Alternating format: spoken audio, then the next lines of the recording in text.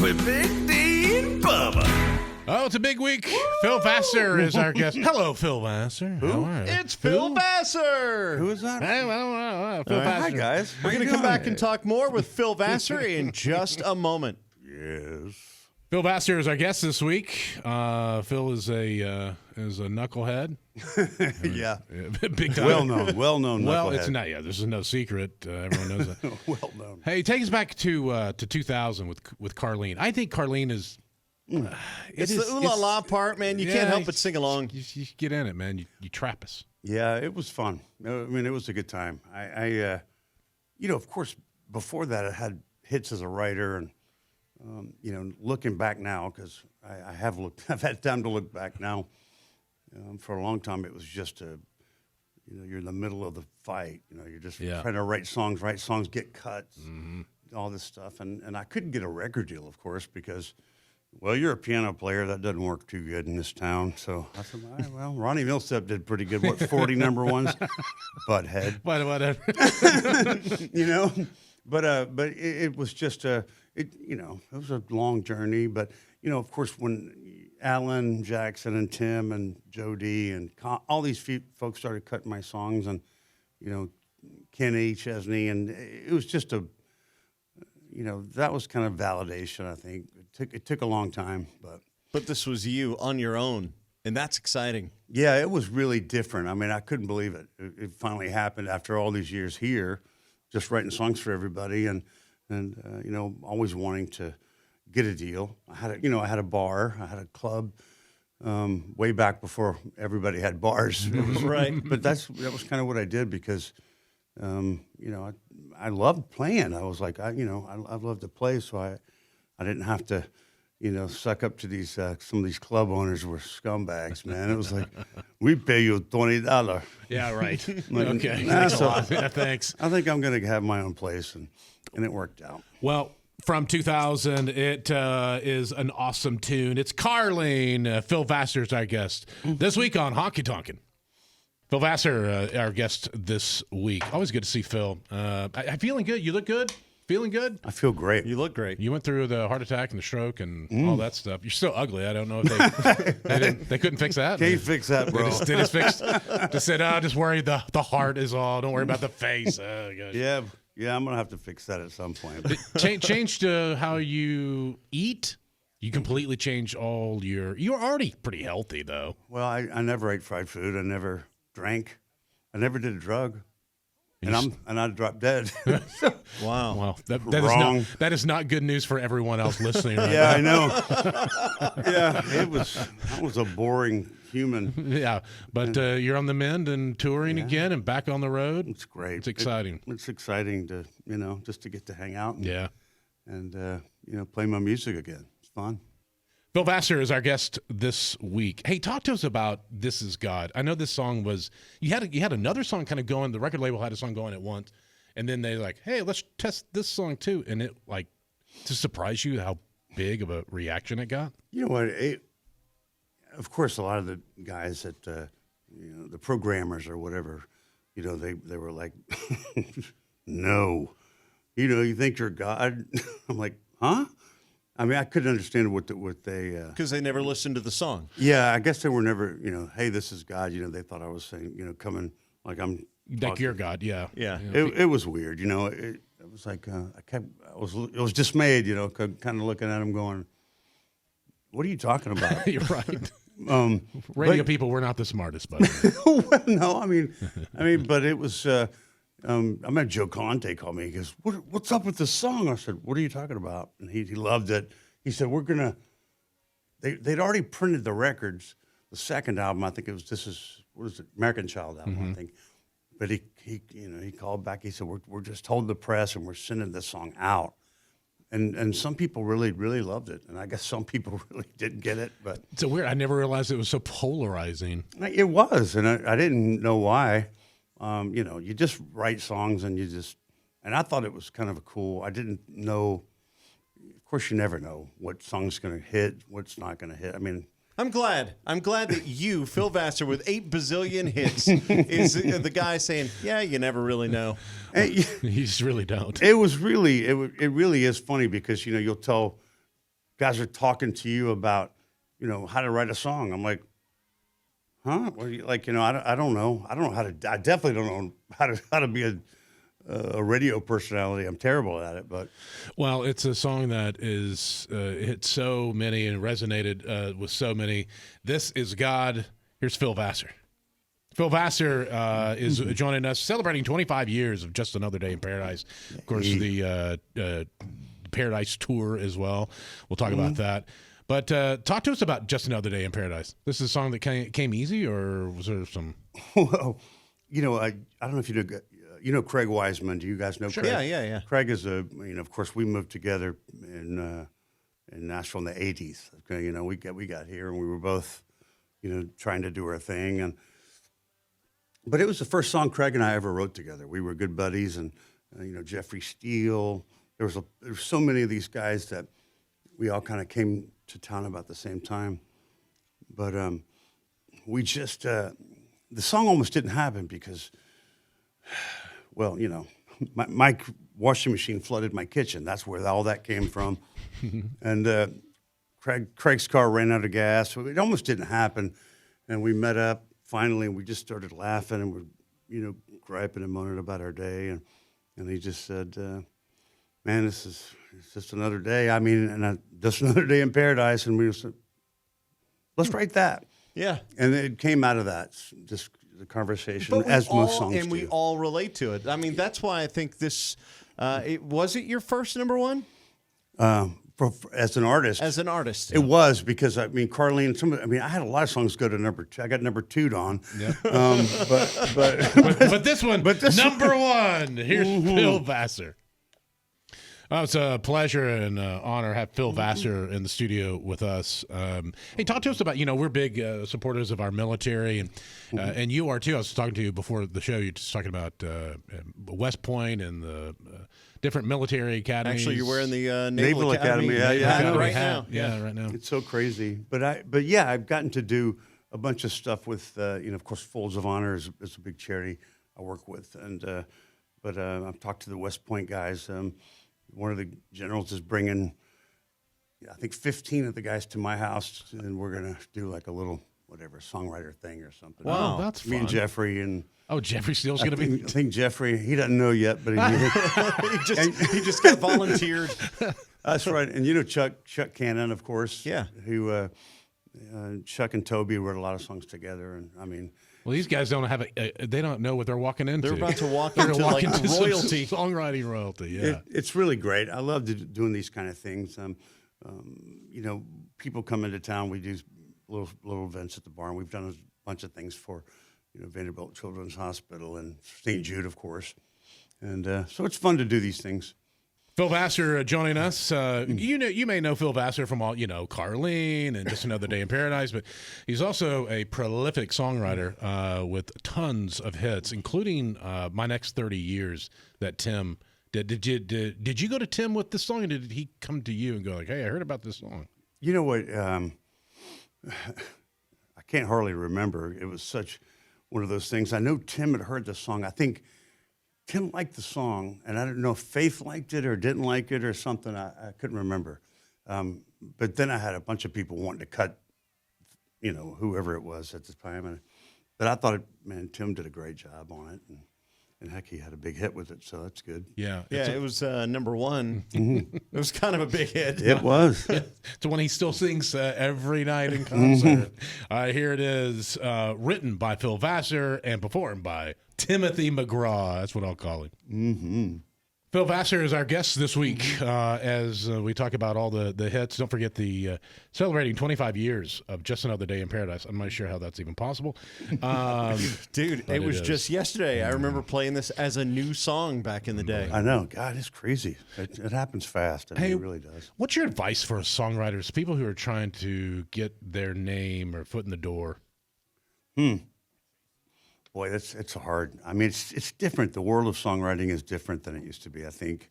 But I think it's all the same in some ways. You just have to, you write something that's, you try to buck trends. I always hate songs that, song's a truck, every song's got a drink, everything is this and that.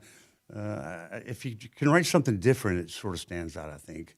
I mean, it's usually harder to get it cut sometimes, but Yeah, and it's also you're doing something different, and it's harder for record labels to be like, but it's not a truck song. yeah, where's the truck? Where's the where's beer? the girls? Where's the and all that. girl? Yeah. And that's the same. It's the same song. Yeah, it just kind of it's this secular thing where it just kind of keeps going. Yeah, I mean, it definitely is. It's just, I just try to, try to identify yourself in some other way than, don't copy everybody, because it's hard to stand Well, that's out. why when you hear a Phil Vassar song, you know it's a Phil Vassar song. It could be anyone else. I could probably read it on the screen and be like, oh, Phil wrote this, because it has a lot of misspellings. That's the truth.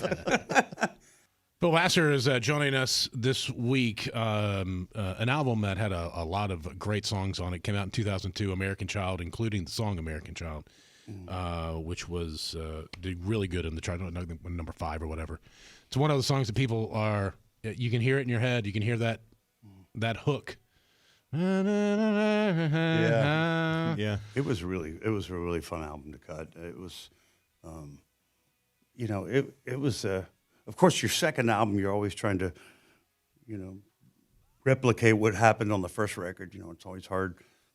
But that, I'd forgotten all about the stuff, the Napster stuff and all that stuff was going on. Right. And I mean, that was a big deal for our business. And I'd kind of blanked out, during that time, but it was such a different time.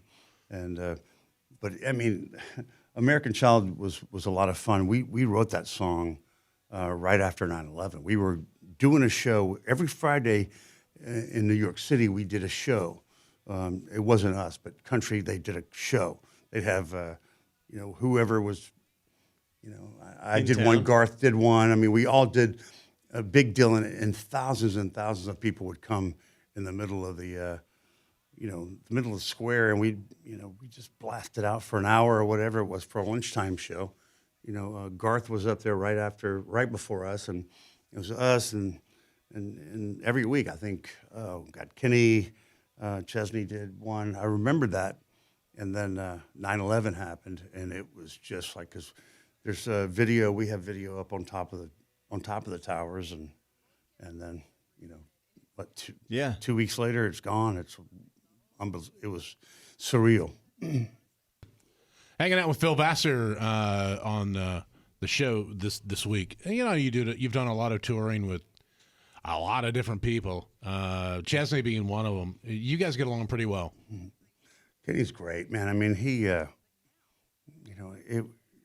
we had so much fun on those tours, because Kenny, I mean, I watched it. We started out in 1,500 seat theaters, 2,000 seat theaters, and by the end of that one summer, 30,000. Oh, you watched that whole transformation from smaller venues Clubs to stadiums. It was unbelievable. It was just hard. It's unimaginable what happened. He blew up, and I want to know how forever feels. All that stuff came out, and it was just, it was amazing. And we had a lot of fun, and you even remember some of it. It sounds like. I mean, I don't know if he does, but well, you do. barely. I mean, it's, but it was great. We just had a great time, and of course his guys on that tour, they were always just, stand up, man. It was just, they it wasn't that artist, whoever's opening, you kind of get the stage this big. I mean, we used to, we had a lot of fun, and man, I just watched it blow up like that. It was really fun to watch it. Phil Vassar, our guest this week, writing all these songs over the years and continuing as 25 years of Just Another Day in Paradise and the tour and all. Hey, take us back to 2008 with Love is a Beautiful Thing. Bubba and I are just sitting there singing. We're just both singing it like off the air. It's a beautiful thing. It was, I love it. Anyway, it's just that was a new label. That was on Universal at that time. You kind of go through label transitions and all that, and then we put that song out, and it was really, really, it was really great. After all this stuff's happened, I had to revisit my own songs, kind of relearn them almost. Yeah. And so it was, it's fun. And what they did when I was in the hospital, they would play the videos to the songs, and I was just going, you know, you wrote this or you wrote this. To remind you? Yeah. Yeah, how about when you had a heart attack and the stroke? Like you were, we almost lost you. I remember talking to people about. Let's play the song and then we'll come back because I think we should really dive into. That's fascinating. Yeah. First of all, that's crazy. Phil Vassar is our guest, and of course, this was the number 2 back in 2008. You got two'd on again. Once again. Once A lot of again. these songs. Love is a beautiful thing. Phil Vassar joining us in the studio this week, and we're so glad to have you here, that you're alive. I'm so glad to be here too, y'all. Having the heart attack and the stroke. You were in the hospital for, what, 6 months?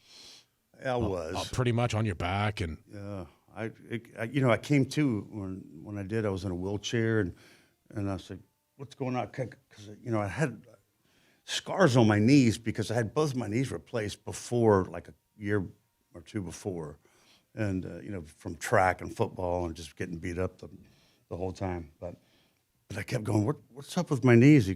Why am I here? Why am I here? I was trying to get my brain back. yeah.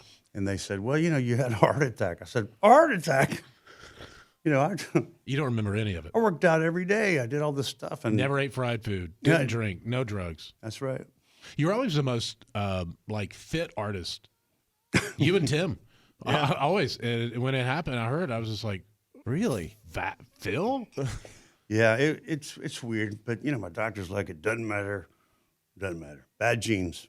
Bad genes. Well, then, why do we even listen to our doctors? That's if it doesn't matter, just doesn't go out matter. and live your life, eat whatever you want. But it's fascinating that so they would hold up videos of your old songs just to kind of get your machine back in Did gear. you know who you were at the time? Do you know you were a singer?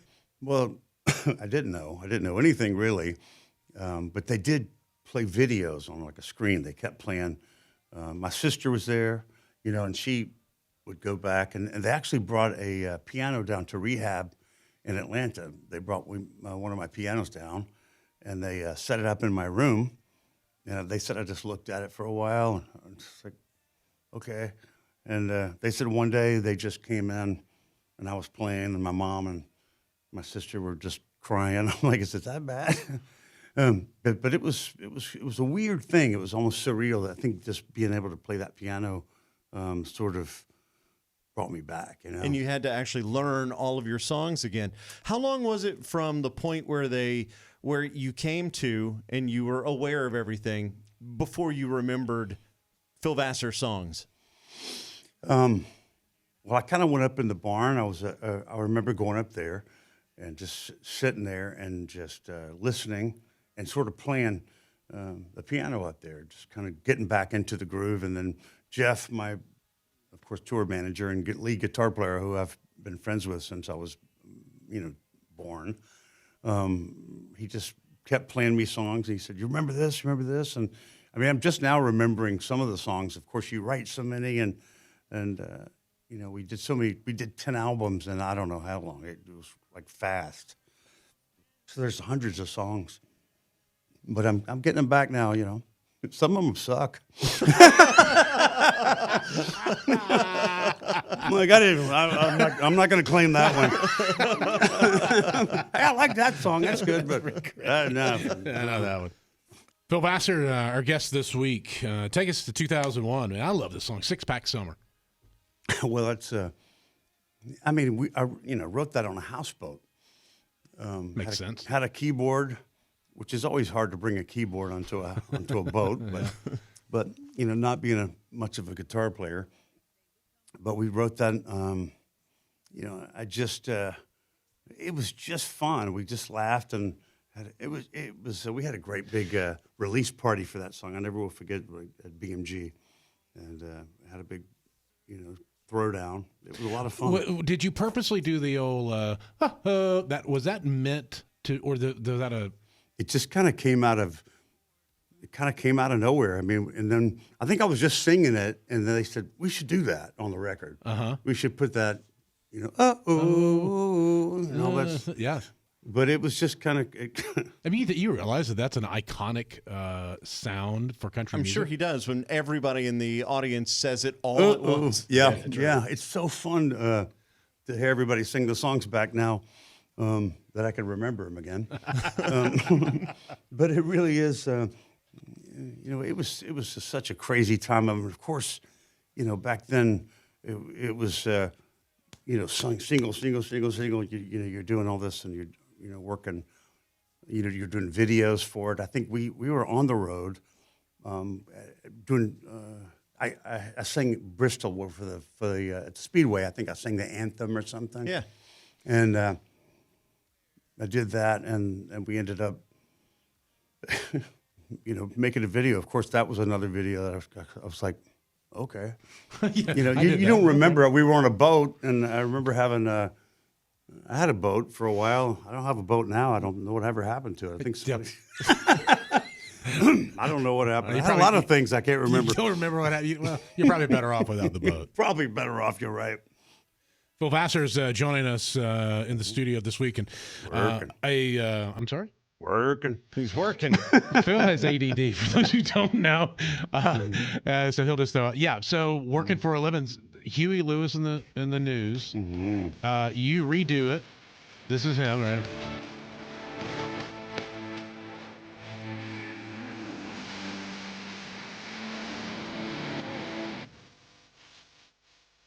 Is he on there with you? Is he singing along with it? Yeah, we sing it together. Oh, on okay, that. yeah. Huey Lewis? Yeah, we actually cut that in Las Vegas. We were actually doing a thing out there together. And do you remember Randall Cunningham? Yeah, sure. Yeah, quarterback.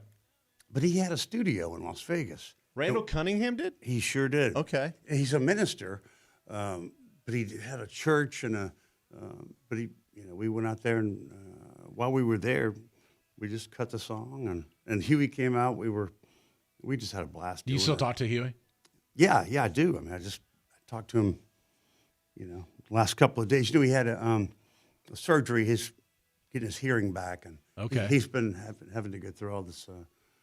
But anyway, it's all coming back, so it's good, really great. good. I'm I love his music. Oh my God!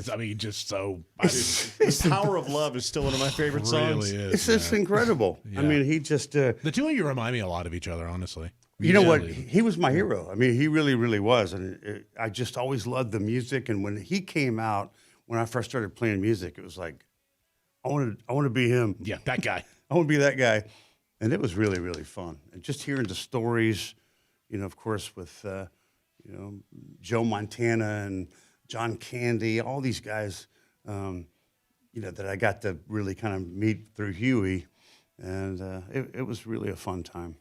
Phil Vassar is our guest this week. And so, Phil, this is a part where we call the dealer's choice. You get to request a song, but you have to tell us why you're requesting it. What is it for you? Well, it's crazy because Kenny, of course, Kenny Rogers took me out too on the road with him for several years, and of course, Kenny was always a big songwriter fan, and that's kind of why I think he had me out with him. He said, "Man," and I actually got Kenny to cut a couple of my songs, but it was a cool time.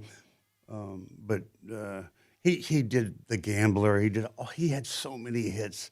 Islands in the Stream. Mm-hmm. But through the years, is a song that Steve Dorff, who's one of my dear friends, wrote that song, and so many other hits. I mean, Steve is a legendary L.A. songwriter, but he lives here now. But I loved.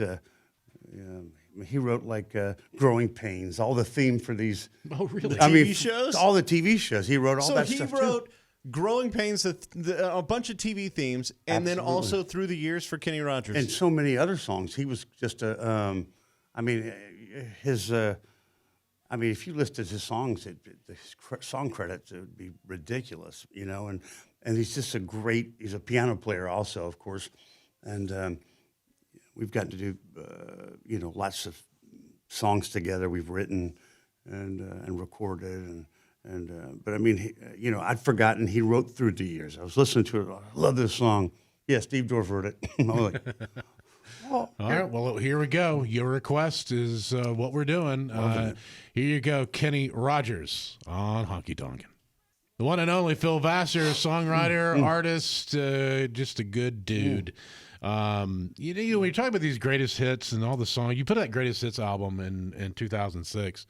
And I love it because it's songs that you wrote. And then there's I think there's a couple of 2 or 3 new songs on there as well. But you look at all these songs, like some of the songs that are on there, like, I remember what songs. Okay. No, I mean, we did cut 30 Years, I'm All Right, Bye Bye, and of course, Carlene and Little Red Rodeo's on there. Yeah. Which is, it was fun. When you look at it and they said, hey, we're going to do a greatest hits, where you're like, really? Like, okay. I thought it was cool that the label actually let me do that. I mean, really, that was one of Joe Galante's ideas also. And it was just, because back then the transition was, I was at Arista with Tim DuBois was the label head, and then BMG got bought out, Clive Davis and all that. Clive is the one that signed me, and I got to meet Whitney Houston and Santana, all this stuff. It was a surreal time, but it was such a transitional time for music. We were talking about Napster and some of the other things that happened in the middle of all that. But it was, cutting the greatest hits or having the ability to do that. It's really been a neat thing. And, I actually listened to that was part of my, my therapy and reacquainting myself with my own music, that they played. I said, oh, okay, You're like, hey, I wrote some pretty good songs. Really? I did this one? How about that? How about that? That didn't suck. Too bad. Or no, but it was a fun time. Of course, being on the other side of it now, I feel so good, and now I get to go out and play all these songs and feel good. Actually, I can breathe. Yeah, you're gonna live. Well, at least for a while. For a little while, anyway. For a little while. That's on there. Yeah. For a little while's on there. Phil Vassar joining us, and a 2004, a number 1 song in A Real Love. Fun. You did a good job. It was a fun time. That was it's just weird, What's so weird about it? It's just, looking back, how hard it was, just to get people to cut your songs, and all of a sudden, Then everyone wants it's like to they got it. It's like they got it finally, But it was just I'm just glad I got to. I mean, a lot of people. I know people that have left, that were really good. I kept going, man, whatever happened to so and so? And they were like, they went home and, started Went back to the real world. Yeah, so I never had to do that, thank goodness. But I mean, there was a lot of times I'm sure I came close to saying, man, this is just. But I love Nashville. I really loved it here, and. Your heart is in it, and if your heart is in something, eventually it's gonna work. And the whole cream to the top kind of deal. But I do think that's true. Yeah. I really do. This was number 1 for our guest Phil Vassar. Here's In a Real Love. Phil Vassar is celebrating 25 years of Just Another Day in Paradise, and the tour that goes along with it. So you're on the road, man. You're cutting new stuff. You got new music. Got things that are going that you're doing. Then it's fun to do that now. Right, it really is. That you don't have to worry about staying alive, eating, trying to live. Yeah. If you want to see Phil Vassar in concert, check out all his website. You can go to Instagram and all that as well. We just love you, man. Congrats on 25 years, and here's to, I don't know, at least a couple more. Congrats to you guys, man. We're all still here. This is great. That's the craziest thing maybe that's been said. We're all still here. Ladies and gentlemen, the one and only Phil Vassar. Thank you guys so much. Man, that's fun. With Big D and Bubba.